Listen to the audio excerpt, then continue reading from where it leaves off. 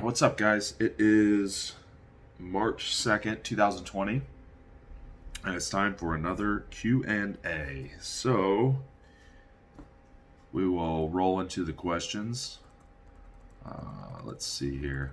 We're going to start on Instagram. All right, so first question. Cardiovascular or general health, does it really matter what kind of cardio you do? I.e., do you flat out avoid some kinds like jogging, running, to everyone, or as long as it's moderate amount and it doesn't bother the person's joints at all, don't worry about affecting muscle growth and recovery. So if you're looking, from the cardiovascular side of things, like increasing just cardiovascular capacity to actually be able to, so there's a couple things we can think about here. So there's cardio adaptation, right, where you're becoming more efficient at cardio, which means a few things. You're going to be better at it, but you're also going to burn less calories. So from like a fat burning standpoint, that's not necessarily what we want, but from actually being able to do it standpoint, that is what you want, in the sense that you're going to be able to do it better. You're not going to be out of breath as much and do more, for example. So you pretty much summed it up. As long as it doesn't bother them, it's something they can tolerate well. It's not beating on their joints. There's not going to be a huge benefit between something else, one thing or another. Now, granted, some forms of cardio will be more demanding, so you might get more bang for your buck in a shorter amount of time. But, of course, that always depends on how fast, how slow, like what's the intensity. Like people use a stepper over a stationary bike. You can burn just as many calories on a stationary bike. It might just take a little bit longer or more resistance or something like that, right? It just really just depends on effort and length and duration or duration length, same thing. But, you get my point. So, yeah, in a general sense, it's not really going to make any major difference one way or another. Now, certain things, if you're noticing like tons of muscular soreness and it's cutting into your actual like muscular recovery, that could potentially impact your growth a little bit more than something that doesn't. So, you might consider that, and you're going to kind of have to go by feel on that and see how it feels. And, then you can figure out like which types are going to work for you. But in a general sense, no, it doesn't matter a whole lot. All right, should one avoid taking health supplements with psyllium husk / Metamucil before bed? I'm not sure what. If you mean from an absorption standpoint, it's a fiber, right? But it's a soluble fiber technically. But there's fiber in foods, and there's certain things that you would take with foods. What I would say is it's going to be like anything else. If it's a supplement that you would normally take with food, then that's fine. If it's a supplement you wouldn't take with food, then don't take it with food. It shouldn't really have like any major direct negative effects, like it's going to render it useless or anything. It takes a while to move through the gut anyhow. It'll pull a little bit of water in, so on and so forth. But so would eating soluble fiber with a meal, and taking a supplement then. So it's not like a huge difference. So just things that need to be taken on an empty stomach, continue to do so. All right, training fasted in the off season. Would macro balanced meals, pro carbs, fat, post-workout be an option, or would you stick to only protein and carbs? Intra with highly, they said HCB. I'm assuming they mean HBC, highly branched cyclic dextrins, maybe. And EAA. And in general, how important is nutrient timing to you? Well, if you're training fasted, I would still use a similar, if you're going to use nutrient timing, I'd still use a similar nutrient timing, meaning, you could, if you have intra-workout carbs, it's not really fasted anyhow. They're going to move into the blood super quick. They require little to no digestion, depending on what you're using.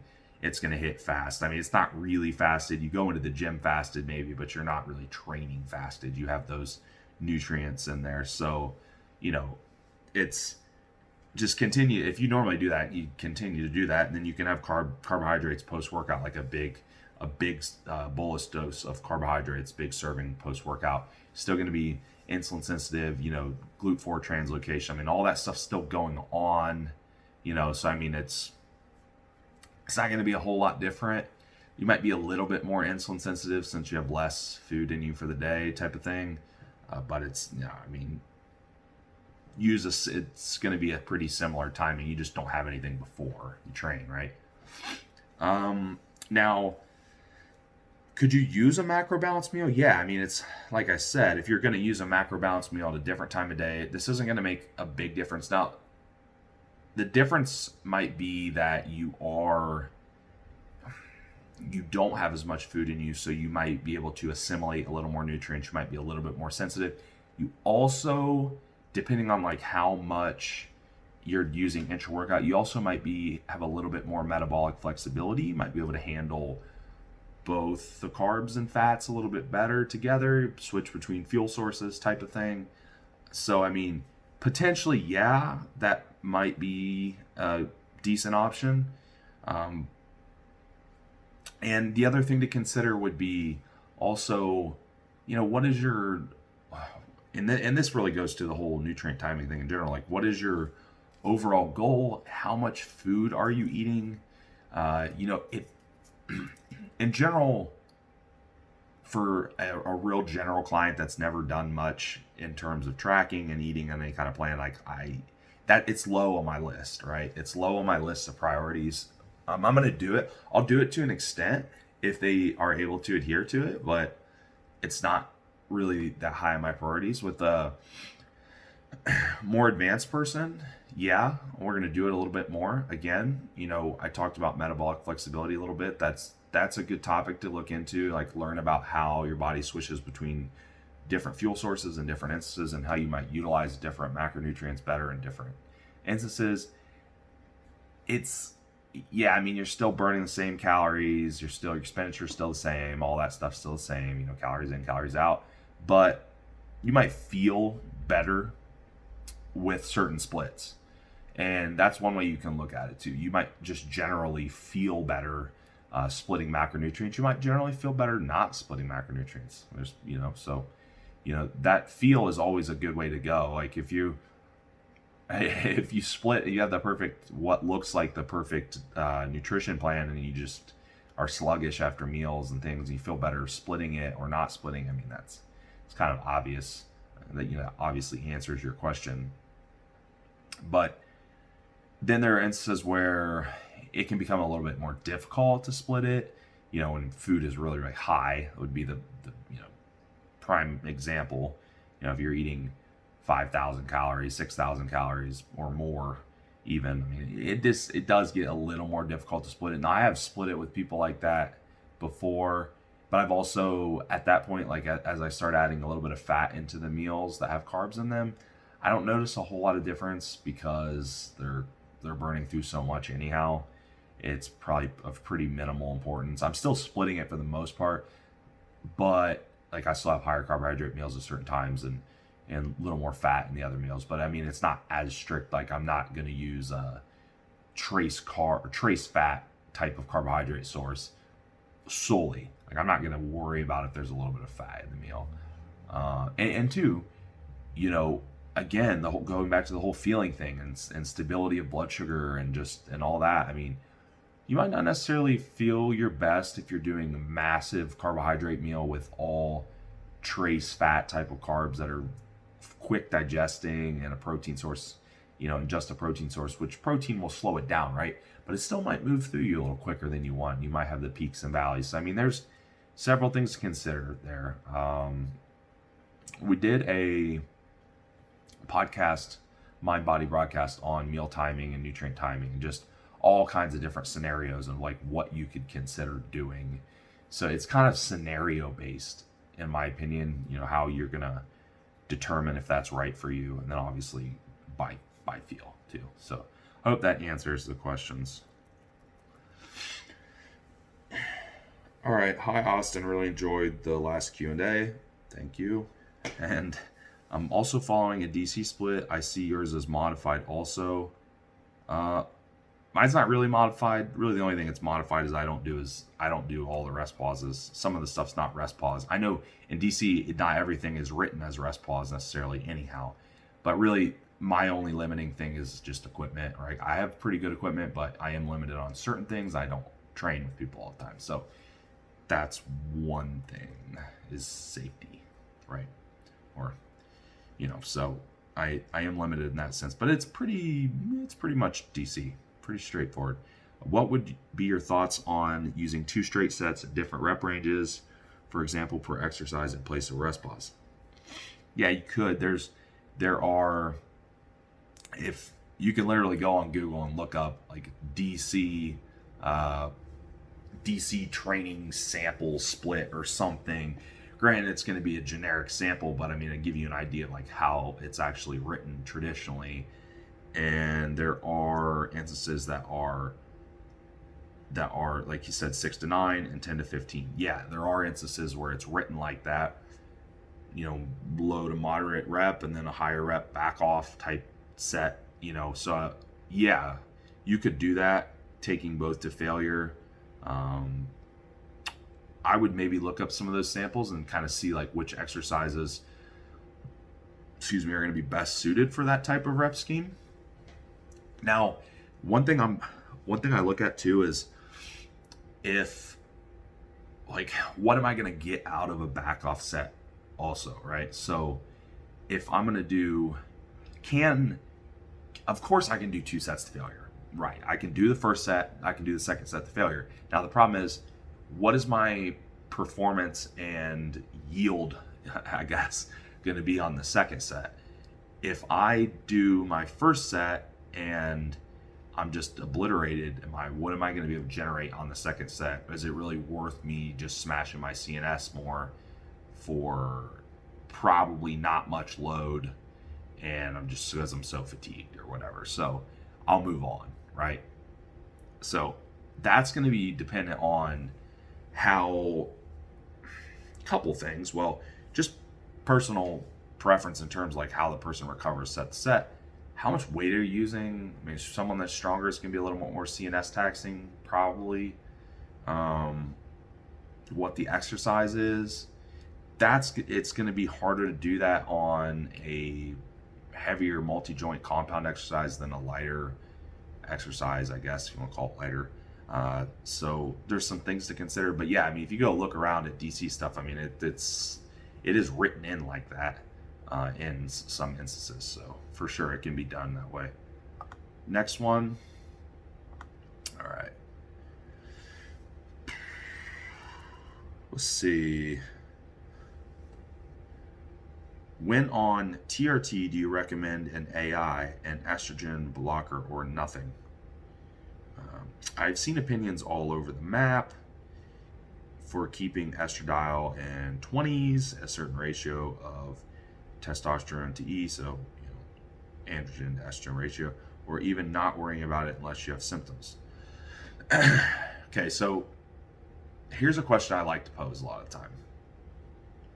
Is if you were a person that had normal testosterone levels, so like mid to high end endogenous production of testosterone, and would you do anything to your estrogen? No, probably not. Your body would aromatize to whatever level it wants, and it's not the same with everyone. Everyone aromatizes a little bit differently, but in a relative range. So, that's all you're doing with TRT is you're replicating a normal higher end level of testosterone in the body, right? Now, endogenous testosterone isn't exactly linear. It's a little more pulsatile. It moves around a little bit more. I mean, it's not exactly the same. And, so I guess in that sense, it's not exactly a fair comparison, but it kind of is. And also, unless someone's symptomatic, I don't really mess with anything. And Like it's super rare that anyone's going to need an AI with normal physiological levels of testosterone. So these guys doing TRT that are doing 250 milligrams or more, or even 200 milligrams is still is too much for a lot of people. Like it puts them out of range, like at like 1200, 1100. But if that puts you in range, that's fine. But it's not everyone's going to need that much. Then yeah, they might have higher estradiol, but it's on TRT especially. It's really not going to be necessary. Like, let your body aromatize naturally, and most of the time, people feel better when they aromatize naturally. A big component of libido and well-being and all that is estrogen. So I mean, really don't want to lower it. So and plus, why put another drug in your body? It's not necessary. And the one thing that bugs me a little bit are these people that get prescribed, and they get prescribed these testosterone solutions that have a Remedex, and it's common. It's usually a Remedex that I see in the blend, and that drives me nuts because it's usually way too high of a concentration, and it's completely unnecessary, and it's really not based on any type of anything other than the fact that, oh yeah, testosterone aromatizes to estrogen, so we need an AI. Well, no shit. Well, so does your endogenous testosterone. It also aromatizes to estrogen. You don't need an AI then. And I mean, you do see some cases of like kids in puberty that get gynecomastia, right? Because their test levels are really freaking high. Or there's cases of like toxins exposure, like xenoestrogens and things like that might kind of act like an estrogen. So that can play into it as well and kind of be like a hidden issue. But in general, no. Just let it go. Feel good. Let your body aromatize naturally as much as possible. Especially TRT. Okay, so last one. Insulin and GH are supposed to have synergy when it comes to muscle building. Does metformin or other OTC GDAs have muscle building benefits from pairing with GH? I know it's beneficial to control glucose, so blood glucose, but I'm curious if those not wanting to take insulin step can utilize strong GDAs in its place. In terms of muscle building synergy, no, it's not going to be anything comparable. No. I mean, I get what you're saying. It's not going to be anywhere. It's not going to be anything even remotely comparable. Help control blood glucose? Maybe. Potentially. Metformin, I wouldn't necessarily call a GDA. Like, it's not, I mean, it is and it isn't. It's not really a GDA where you don't take it and your blood sugar doesn't like immediately drop. It's not really how it works. It's more helping with less hepatic glucose output, controlling it through those means mostly. It has some other benefits and other things going on, but that's primarily what you're seeing there. So other GDAs, things that might act more like an insulin mimetic, or a lot of the GDA ingredients act like an insulin mimetic and mimic the actions of insulin, or even some of them even like can potentially secrete more insulin, or help you secrete more insulin. So I get that, but no, and there's other things going on with IGF binding there that isn't going to happen with a glucose disposal agent. Even though I know some GDA ingredients are linked to potentially like raising IGF levels, it's not going to be anything comparable. And also, GH on its own, this is a huge topic, so I couldn't even get into all of it. But GH on its own doesn't really have any major, if any, muscle building benefits in and of itself. So unless you are in a fat loss phase where insulin sensitivity is already going to be good, you're wanting the free fatty acid mobilization from the GH, that's different. But in a surplus, it's really not of a lot of benefit and probably more harm than good to take it. Just because you're going to raise blood glucose levels, you're going to limit the amount of food that you're going to be able to eat because your blood sugar is probably going to get too high eventually. Yeah, so maybe a super low dose, if like an anti-aging thing. I mean, I don't even that's even arguable. And but yeah, if you're going to use it, then plan to use insulin. Now, keep in mind, keep in mind with insulin, all you're really doing is think of it like a replacement dose, right? You're just using enough to control your blood sugar. You can't use any more than that because you would go hypoglycemic and you would have issues, right? So you're really only using enough to support the amount of glucose in your blood and clearing it out, and so on and so forth. You can even use less than that because your pancreas would pick up the slack, right? So there's really not like they're really going to be better off using it than not using it in that case, in terms of like preserving pancreatic function, not getting high blood glucose, um, growth, like muscle growth, safety, well, because of the blood glucose. Um, just overall, like that's going to be a much better option normally, right? I would suggest listening to the episode on OPD, the insulin episode, kind of explain the ins and outs, different like hypothetically, like this is protocols and different types and so on and so forth, and benefits, and even anti-aging type of benefits. We talked about the anti-aging stuff in there a little bit because of blood glucose control. That's being explored in some other countries. I don't know if the US is really doing that a whole lot. I'm not sure. But yeah, I wouldn't use GH without it. Like if someone's going to use it, I would not really suggest using the GH without the insulin. So not in a calorie surplus anyhow. Note that. Now, I think that's the last question. So, yep, that's it, guys. So we will cut it here for the day, and I appreciate the questions.